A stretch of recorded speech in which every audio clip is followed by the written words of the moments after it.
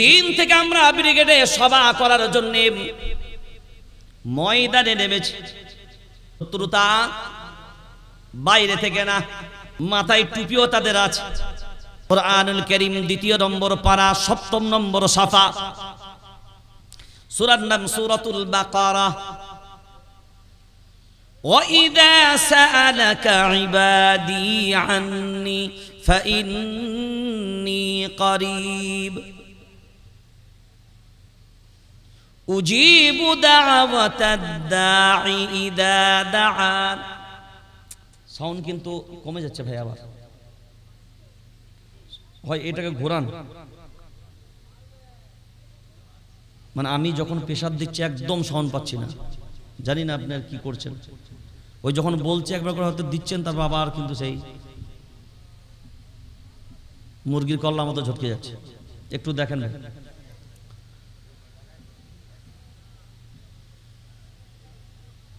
وَإِذَا سَأَلَكَ عِبَادِي عَنِّي فَإِنِّي قَرِيبٌ أُجِيبُ دَعْوَةَ الدَّاعِ إِذَا دَعَانِ فَلْيَسْتَجِيبُوا لِي وَلْيُؤْمِنُوا بِي لَعَلَّهُمْ يَرْشُدُونَ। খুব ভালো করে দেখেন, আল্লাহ নিজে বলছেন, অন্য কেউ নয়, আমার বান্দা। وَإِذَا سَأَلَكَ عِبَادِي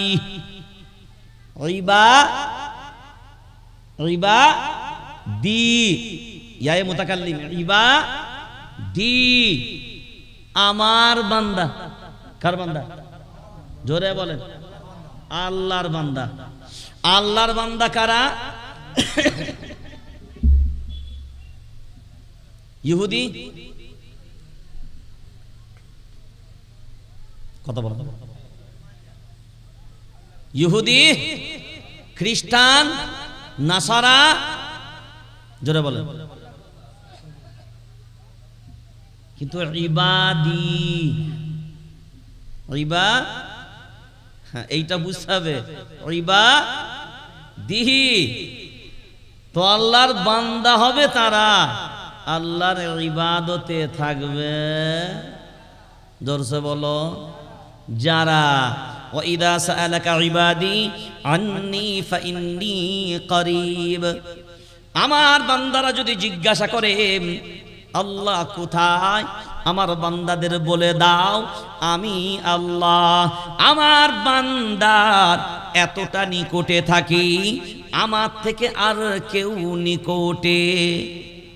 জোরে বলেন, নাই, আর কেউ নিকটে নাই। উজিবু দাওয়াতাদ দাঈ ইযা দাআন ফালইস্তাজিবু লি ওয়ালইউমিনু বি লাআল্লাহুম ইয়ারশুদুন। তারা যখন আমি আল্লাহ আমার কাছে প্রার্থনা করে, তারা যখন আমি আল্লাহ আমার কাছে চায়, আমি আল্লাহ আমার বান্দার ডাকে সাড়া দিই। এরপর আল্লাহ বলেন, ইযা দাআনি ফালইস্তাজিবু লি ওয়ালইউমিনু বি। এখন আমি আল্লাহ যখন ডাক দেব, সাড়া দেবে কারা? কথা বলেন না। প্রথমে কি বললেন? আমার বান্দারা ডাক দেয়, আমি আল্লাহ সাড়া দিই। আমি যখন ডাক দেব, আমার বান্দা সাড়া দেবে। তাহলে আল্লাহর ডাকে বান্দা সাড়া দেবে, তারা বান্দা হবে যারা।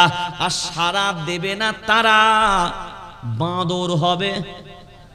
যারা বলেন বাঁদর হবে যারা। বাঁদর কেন বললাম? মানুষ তৈরি কোথা থেকে?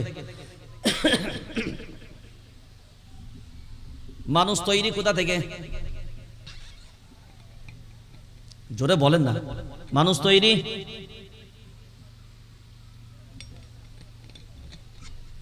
আপনাদের কাদের নিয়ে পড়েছেন?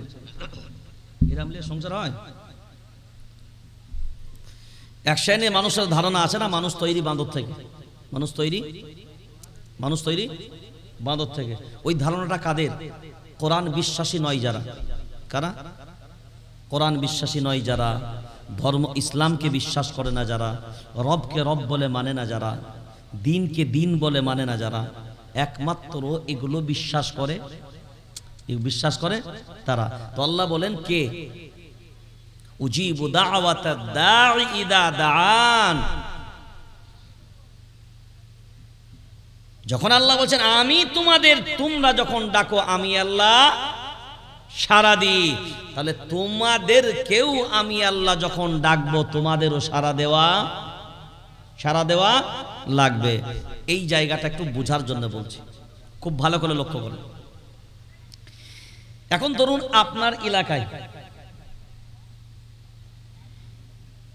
একজন মানুষ আপনার যখনই দায় বিপদে ডাকেন সে বার হয়।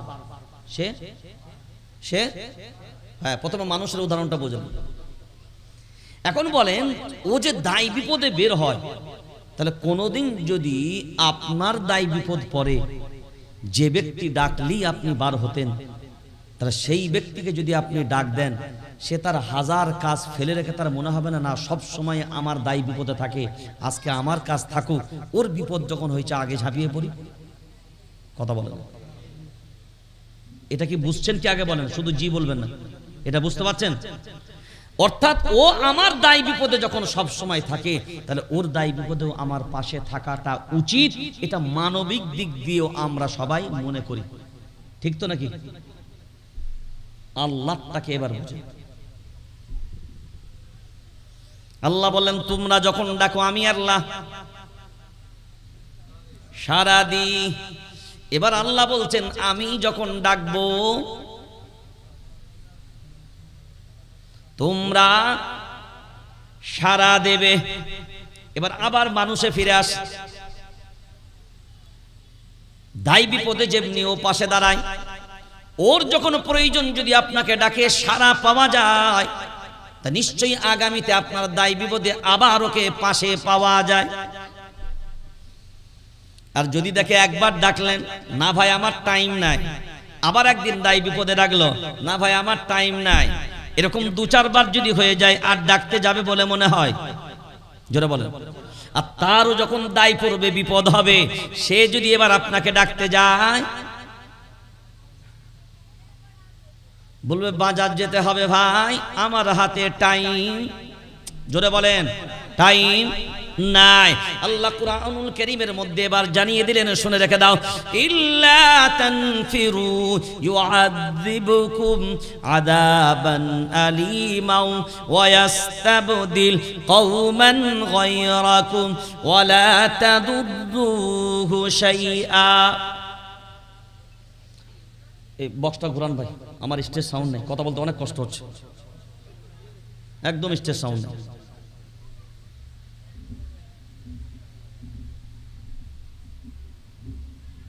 দাঁড়ান দেখি, আল্লাহ আল্লাহ, এবার রাখেন খানিকক্ষণ দেখি। এবার বুঝেন, আমি যদি তোর দায় বিপদে পাশে পাই, তোরও দায় বিপদে আমাকে পাশে পাওয়াটা স্বাভাবিক। বারবার যখন তোর উপকার করব, তোর ডাকে আমি সাড়া দেব আর আমার ডাকে সাড়া দিবি না, একদিন দেখবি এমন হবে প্রকৃত দায় বিপদে পড়বি, আমি ছাড়া তোর উদ্ধার হবার কেউ নাই, কিন্তু আমারে ডাকবি পাওয়া যাবে না। ব্যাস, এরপরে বর্তমান আজকে ভারতবর্ষের কন্ডিশনটা এবার বুঝে নেন। সব সময় আল্লাহকে ডেকেছে, আল্লাহ সাড়া দিয়েছে। স্বাধীনতার সময় ব্রিটিশ সাম্রাজ্যবাদীদের এত বড় শক্তি পাওয়ার, এত লস্কর জনসংখ্যা, তারপরেও ঈমানওয়ালারা ডাক দিয়েছে, আল্লাহ সাড়া দিয়েছে। এই বেঈমান ইংরেজগুলোকে 7 সমুদ্র 13 নদী পার করিয়েছে ভারতবর্ষের এই পর্যায়ের মানুষগুলো। একটার পর একটা সুযোগ বার আল্লাহ দিয়েছে, কিন্তু এখন বর্তমানে এরপরে এমন জায়গায় পৌঁছে গেছে, আল্লাহ বলেন আমি যখন ডাক দিই আর তোদের সাড়া পাওয়া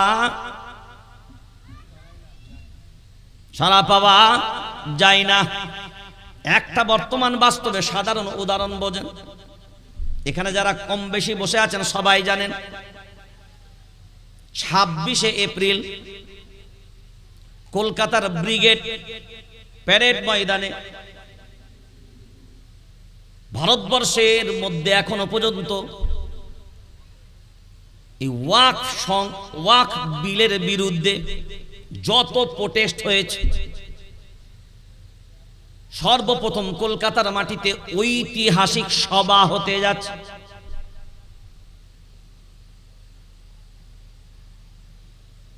ব্রিগেডের ময়দানে এর আগে কেউ ধর্মীয় ভাবে করে নাই।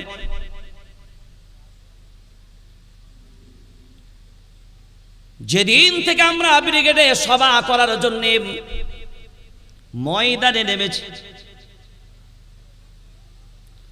শত্রুতা বাইরে থেকে না, শত্রুতা বাইরে থেকে না। হ্যাঁ, মাথায় টুপিও তাদের আছে, চেহারায় দাড়িও তাদের আছে, অভাব নাই।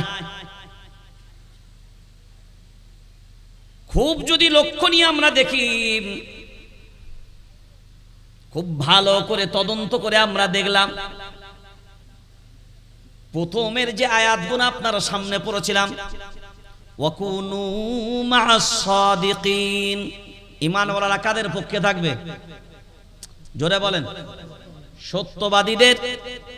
সত্যবাদীদের পক্ষে থাকবে। ওয়া তাআওয়ানু আলাল বিররি ওয়াত তাকওয়া ওয়া লা তাআওয়ানু আলাল ইসমি ওয়াল উদওয়ান। সব রকমের ভালো কাজের সাপোর্ট দিবে তারা, ঈমানওয়ালা হবে। যারা ভালো কাজের পক্ষে থাকবে তারা ঈমানওয়ালা হবে। যারা এই ওয়াকফ কালা কানুন যেটা কেন্দ্রীয় সরকার বানিয়েছে,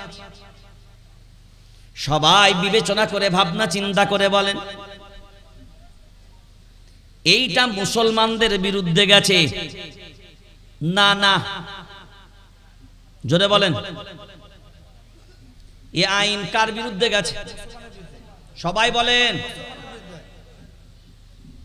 এই আইন গেছে প্রথম হলো কুরআনুল কারীমের বিরুদ্ধে। এইটা এখনো পর্যন্ত কেউ ধরতে পারে নাই যে আইন গেছে প্রথম কার বিরুদ্ধে। হ্যাঁ, এবার আমার কমিশনটা ভালো করে এবার দেখতে থাকেন। এরপর আমি যে প্রথম গুড়াগুলো আপনাদেরকে একটা একটা করে বুঝাচ্ছিলাম, এইটা হলো তাহলে ইসলাম ধর্ম অবলম্বীদের কাছে হলো আল্লাহর প্রদত্ত সংবিধান। এতে আল্লাহ বিধান দিয়েছে যেটা ঈমানওয়ালারা মেনে নেবে সেটা। তাহলে একটা হলো কোরআনের সংবিধান, কোরআন একটা সংবিধান। এখানে বসে আছেন যারা বিবেক দিয়ে ভাবনা চিন্তা করে বলেন, আপনার চোখের থেকে কোরআনের দাম বেশি না কম? আপনার মাথার থেকে, আপনার কলিজার থেকে। এখন বলেন, আপনি বেঁচে থাকবেন, কোরআন মারা যাবে? জোরে বলেন। না, আপনার জীবন থাকুক বা না থাকুক, কোরআনুল কারীমের উপরে যদি হস্তক্ষেপ হয়, একজন ঈমানওয়ালার বসে থাকার কোনো সুযোগ নাই। আপনি আমাকে বলেন, একদিক দিয়ে আমি কোরআনুল কারীমকে হাতে নিলাম, মিডিয়ার ভাইয়েরাও যারা ক্যামেরা করছে, ভারত সরকারকে, কেন্দ্রীয় সরকারকেও জানা দরকার, যারা আজ পর্যন্ত এই দিকে ফোকাস করে নাই, এখনো পর্যন্ত মূল্যায়ন হয়নি। কারণ মুসলমান ক্ষিপ্ত কেন, বিরোধিতা করছে কেন, বাতিলের জন্য উঠে পড়ে লেগেছে কেন? কারণ একমাত্র ভারতবর্ষ এমন একটা রাষ্ট্র যেখানে গণতান্ত্রিক অধিকার প্রত্যেকটা দেশের নাগরিকের আছে। গণতান্ত্রিক আপনার অধিকার নিয়ে গণতান্ত্রিক পদ্ধতিতে আন্দোলন করার অধিকার ভারতবর্ষের প্রত্যেকটা নাগরিকের আছে না নাই? জোরে বলেন। আচ্ছা, আপনারা দিল্লির পার্লামেন্টে যেতে পারবেন? কথা বলেন, জোরে বলেন। তো দিল্লির পার্লামেন্টে যদি আপনারা যেতে না পারেন, দিল্লি আপনি চেনেন, দিল্লি রাস্তাঘাট চেনেন, হায়রে আফসোস, আমরা এই জায়গাটা প্রথম ফলো করে নিই, তারপর আপনাকে দ্বিতীয় ধাপটা বলি। আপনার এবার মনে হবে এই আইন কোরআনের বিরুদ্ধে কেমন ভাবে গেল। আমার হাত যেটা দুটো হতো খুব সুবিধা হতো, হাত দুটো হয়ে সমস্যা হয়ে গেছে। আইন দেখাবো না এ দেখাবো? আচ্ছা চলেন। তো একদিকে হলো কোরআনুল কারীম সংবিধান, আমার দিকে খুব ভালো করে ফলো করে নেবেন। এখন এতে যা আছে সব সত্য না মিথ্যা? জোরে বলেন। সত্য। এবার আসেন, এই ভারতবর্ষের যে সংবিধান আছে এতেও যে আইনগুলো লেখা আছে সত্য না মিথ্যা? সবাই বলেন জোরে। সত্য। এটাও বলেন, এটাও সত্য। এটা মানুষের রচিত সংবিধান। দেশ পরিচালনার ক্ষেত্রে এ সংবিধান মেনে চলবে এ দেশের নাগরিক। কোন দেশের? এই সংবিধান কিন্তু বাংলাদেশ, পাকিস্তান, আফগানিস্তান, আরব, মিশর, সিরিয়া, এখন ভারতবর্ষের লোক যদি বলে এটা সংবিধান, সৌদিও তুমি থাকতে পারো ঠিক কথায়, কিন্তু তুমিও মানুষ, এই সংবিধান কি মানতে হবে? হবে? এই সংবিধান মেনে চলবে তারা, ভারতবর্ষের নাগরিক হবে যারা। এই সংবিধান মেনে চলবে কারা? কথা বলেন। সারা দুনিয়ার, বলেন কথাটা, দুনিয়া সমগ্র মুসলিম মিল্লাত এই সংবিধানকে মেনে চলবে।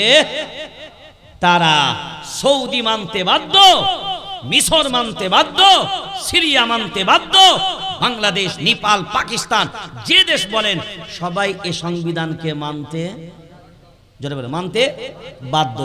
এখন বলেন, কোরআনের উপরে হস্তক্ষেপ করা শুধু ভারতবর্ষে মুসলমানের উপরে না সারা পৃথিবীর সমগ্র মুসলিম মিল্লাতের উপরে হস্তক্ষেপ করা? জোরে বলেন। তাহলে যখন ভারতবর্ষের এই আইন লাগু হয়ে যাচ্ছে, আলহামদুলিল্লাহ, সুপ্রিম কোর্ট স্থগিতাদেশ জারি করেছে।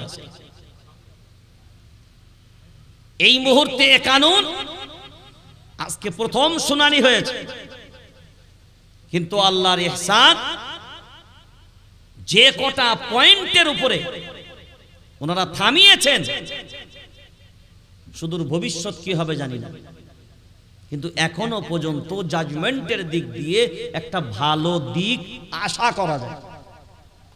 ভালো দিক আশা করা যায়।